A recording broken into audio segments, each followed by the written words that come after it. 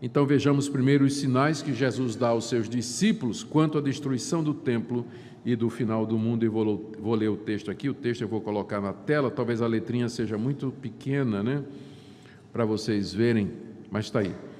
Então, depois que os discípulos perguntaram, Jesus passou a dizer-lhes: vede que ninguém vos engane. Muitos virão em meu nome dizendo, sou eu, e enganarão a muitos. Quando, porém, ouvirdes falar de guerras e rumores de guerras, não vos assusteis. É necessário assim acontecer, mas ainda não é o fim. Porque se levantará nação contra nação e reino contra reino, haverá terremotos em vários lugares e também fomes. Estas coisas são o princípio das dores. Eu coloquei em negrito, não é, porque Jesus está dizendo que estas coisas, ele chama de o princípio das dores. Estai vós de sobreaviso, porque vos entregarão aos tribunais, às sinagogas, sereis açoitados, e vos farão comparecer à presença de governadores e reis por minha causa, para lhes servir de testemunho. Mas é necessário que primeiro o evangelho seja pregado a todas as nações. Quando, pois, vos levarem e vos entregarem, não vos preocupeis com o que haveis de dizer, mas o que vos for concedido naquela hora, isso falai, porque não sois vós os que falais, mas o Espírito Santo. O irmão entregará à morte outro irmão, e o pai ao filho. Filhos haverá que se levantarão contra os progenitores e os matarão. E sereis odiados de todos por causa do meu nome. Aquele, porém, que perseverar até o fim, esse será salvo. Aqui Jesus coloca quais serão os sinais do fim. Note que esses sinais, eles são bem gerais. Ele falou de terremoto, fome, calamidade, perseguição, apostasia, falsos profetas. Eles visam apenas nos dar certeza de que essas coisas vão acontecer e não marcar uma data no calendário. Nenhum daqueles sinais que Jesus falou nos dá uma dica do quando. Infelizmente, isso não tem sido entendido por muitos cristãos, que durante a longa história da igreja marcaram a data da vinda de Jesus.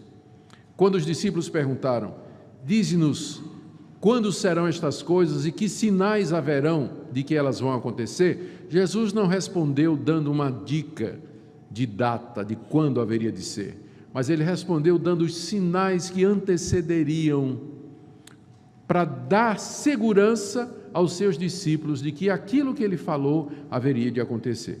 Porque esses sinais são muito gerais, não é? Eles vêm acontecendo há 2000 anos, terremoto, fome, epidemia, guerra, perseguição, apostasia, falso profeta, há 2000 anos que isso vem acontecendo. Então, não tem como a gente marcar uma data a partir destes sinais que Jesus diz aqui. São sinais tanto da destruição do templo, lembra que os discípulos estavam com essa preocupação na mente, quanto do fim do mundo, e eles estão misturados. Lembre que muitas profecias do Antigo Testamento tinham duplo cumprimento ou mais. Elas servem para confirmar a autoridade de Jesus como profeta e como Filho de Deus. Vamos dar uma olhadinha agora nestes sinais que Jesus anunciou que haveriam de anteceder o fim do mundo, não é?